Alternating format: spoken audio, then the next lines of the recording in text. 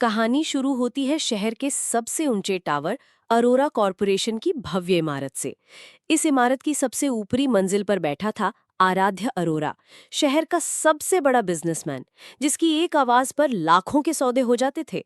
आराध्य, जिसकी शक्ल किसी ग्रीक देवता से कम नहीं थी, लेकिन उसका स्वभाव किसी बर्फीले पहाड़ जैसा ठंडा और बेपरवाह था। वो जानता था कि उसके पास पैसा है, रुतबा है, और इसी वजह से उसे किसी की परवाह नहीं थी। उसके लिए भावनाएं सिर्फ कमजोरी थीं।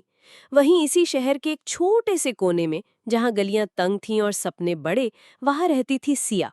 सिया, एक ऐसी लड़की जिसके लिए हर सुबह एक नया संघर्ष था। सुबह ट्यूशन पढ़ाना, दिन में एक कैफे में काम, और रात में अपनी कॉलेज की पढ़ाई। उसके पास ना कोई बड़ी गाड़ी थी, ना कोई आलीशान घर। उसके पास बस थी एक जिंदा दिली, एक प्यारी सी मुस्कान, और कभी न टूटने वाला हौसला। सिया को ना तो अमीरों से कोई मतलब था, ना ही उनके दिखावे से। उसे तो बस अपने परिवार के लिए कुछ बेहतर करना था, अपनी बहन की फीस भरनी थी और अपना कॉलेज पूरा करना था। उसकी दुनिया में आराध्य जैसे लोगों की कोई जगह नहीं थी, और ना ही आराध्या की दुनिया में सिया जैसी लड़कियों की। लेकिन किस्मत को कुछ और ही मंजूर था। एक तूफानी शाम थी। सिया अपनी शिफ्ट खत्म करके कैफे से निकल रही थी। तेज बारिश हो रही थी और उसकी छतरी भी उल्टी हो गई थी। सड़क पर पानी जमा था। तभी एक काली चमकती हुई कार तेजी से पानी में से गुजरती है और सारा कीचड़ सिया के ऊपर आ जाता है। वो पूरी तरह भीग जाती है और उस गंदे पानी से लथपथ हो जाती है। सिया, अरे ये क्या बदतमीजी है, कोई इंसानियत बची है या नहीं? कार रुकती है, दरवाजा खुलता है। क्या हुआ, तुमने देखा नहीं था? सड़क पर खड़े होने की तमीज नहीं है क्या? मैंने देखा नहीं। आप अपनी कार देख रहे थे या सड़क? मैंने तो सोचा था सिर्फ गंदगी सड़कों पर होती है, लेकिन कुछ लोग तो गंदगी फैलाकर भी खुद को पाक साफ समझते हैं। तुम्हारी हिम्मत कैसी हुई मुझसे इस तरह बात करने की? तुम्हें पता है मैं कौन हूँ? मुझे क्या फर्क पड़ता है कि आप कौन हैं? मेरे लिए तो बस एक ऐसे इंसान है जिन्होंने मेरी मेहनत की कमाई और मेरे कपड़े बर्बाद कर दिए। आराध्या जेब से पर्स निकालकर नोट निकालते हुए, ये लो, जितने भी कपड़े बर्बाद हुए हैं उससे 10 गुना ज्यादा पैसे हैं इसमें। अब निकलो यहाँ से। पैसों को जमीन पर फेंकते हुए, अपनी दालत अपने पास रखिए जनाब। हर चीज पैसे से नहीं खरीदी जा सकती।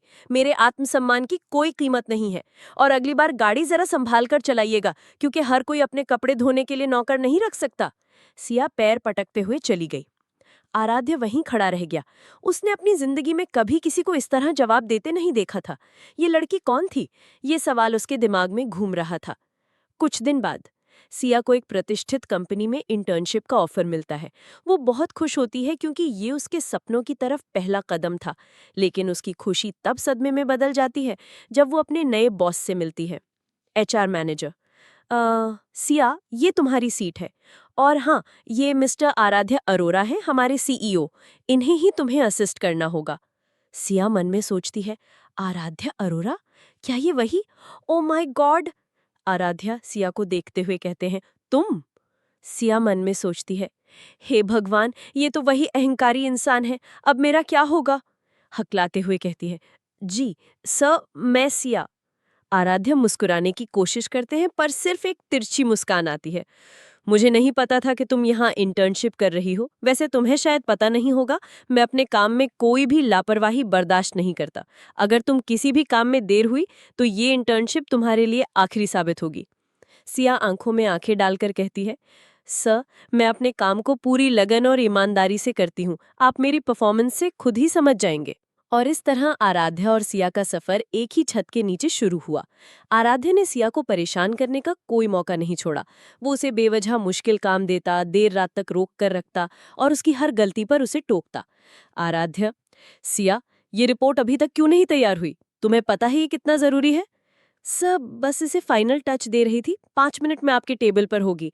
5 मिनट नहीं, अभी चाहिए। अगर तुम इतनी स्लो हो तो तुम इस कंपनी के लिए सही नहीं हो। सिया चुपचाप सारे काम करती रही। वो थक जाती थी, लेकिन हार नहीं मानती थी। आराध्य को भी ये देखकर हैरानी होती थी कि इतनी मुश्किलों के बाद भी सिया की मुस्कान और उसका जज्बा कम नहीं होता है। धीरे धीरे आराध्य ने सिया की मेहनत और लगन को नोटिस करना शुरू किया। एक शाम ऑफिस में देर हो गई थी। सिया एक प्रेजेंटेशन पर काम कर रही थी। आराध्य चुपचाप उसे देख रहा था। उसने पहली बार सिया में वो दृढ़ता देखी जो उसने कभी किसी और में नहीं देखी थी। आराध्य, हल्के से, अभी तक काम कर रही हो? सिया चौंक कर, जी सर, बस ये खत्म ही होने वाला है। तुम्हें घर जाने की जल्दी नहीं है क्या? सिया हल्के से मुस्कुराकर, जल्दी तो है सर, लेकिन मेरा काम अभी तक पूरा नहीं हुआ है। मैं अधूरा काम छोड़ना पसंद नहीं करती। उस रात आराध्या ने सिया को ड्रॉप करने की पेशकश की। सिया पहले हिचकिचाई, लेकिन इतनी रात को और कोई साधन नहीं था। कार में सन्नाटा था। आराध्या, तुम्हें इतनी मेहनत करने की क्या जरूरत है? तुम तो एक कॉलेज स्टूडेंट हो। सर, हर किसी की जिंदगी आसान नहीं होती।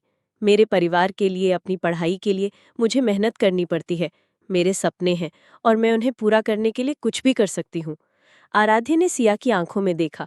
उसे उन आंखों में कभी अपने लिए कोई शिकायत या नफरत नहीं दिखी, बल्कि सिर्फ एक चमक दिखी, सपनों की चमक। आराध्या ने पहली बार किसी की जिंदगी को इतने करीब से महसूस किया था। उसकी अपनी जिंदगी तो हमेशा आराम और ऐशो आराम से भरी रही थी। समय बीतता गया। आराध्या ने सिया को परेशान करना बंद कर दिया, बल्कि अब वो उसे बचाने लगा था। अगर कोई दूसरा कर्मचारी उसे परेशान करता तो आराध्या तुरंत एक्शन लेता।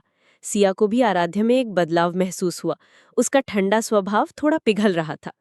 एक दिन कंपनी में एक बहुत बड़ी पार्टी थी। आराध्या की माँ भी वहां मौजूद थी।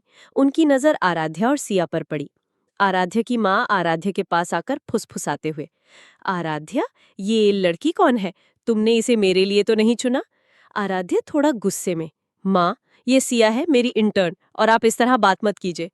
आराध्या की माँ नाक सिकोड़ते हुए, इंटर्न? मुझे लग रहा था ये कोई साधारण सी लड़की है। तुम्हें याद है ना, मैंने तुम्हारे लिए एक अच्छी लड़की देख रखी है। तुम्हें उसी से शादी करनी है। सिया ने ये सब सुन लिया था। उसका दिल टूट गया। उसे पता था कि उसकी और आराध्या की दुनिया कभी एक नहीं हो सकती। उसने आराध्या से नजरें चुराई और पार्टी से बाहर निकल गए। आराध्या ने सिया को जाते देखा। उसे समझ आ गया था कि क्या हुआ है। उसे अपनी माँ की बातें बिल्कुल अच्छी नहीं लगी थी। उसे सिया की उदासी देखकर दर्द हुआ। उसे पहली बार एहसास हुआ कि वो इस लड़की के लिए क्या महसूस करता है। आराध्या सिया के पीछे भागा। उसने उसे सड़क पर रोते हुए देखा। आराध्या, सिया, सुनो। सिया आंसू पोंछते हुए, सर, आप अपनी जगह हैं और मैं अपनी जगह। हमें अपनी हदें नहीं भूलनी चाहिए। आराध्या उसका हाथ पकड़कर, हदें? कौन सी हदें? मैंने पहली बार किसी के लिए कुछ महसूस किया है सिया। वो दिन जब तुम मुझसे मिली थी, जब तुमने मुझे जवाब दिया था, तभी से तुम मेरे दिमाग से नहीं निकल रही हो। मैंने जानबूझकर तुम्हें परेशान किया ताकि तुम मेरे पास रहो। मैं गलत था, मैं अहंकारी था, लेकिन तुम्हारे साथ रहकर मैं बदल गया हूँ। सिया हैरान होकर, आंखों में आंसू, आराध्या, ये आप क्या कह रहे हैं सर? आराध्या उसका चेहरा अपने हाथों में लेकर, मैं कह रहा हूँ सिया कि मुझे तुमसे प्यार हो गया है। मैं जानता हूँ मेरी माँ और मेरी दुनिया शायद तुम्हें स्वीकार न करे, लेकिन मुझे कोई फर्क नहीं पड़ता। मुझे सिर्फ तुम चाहिए।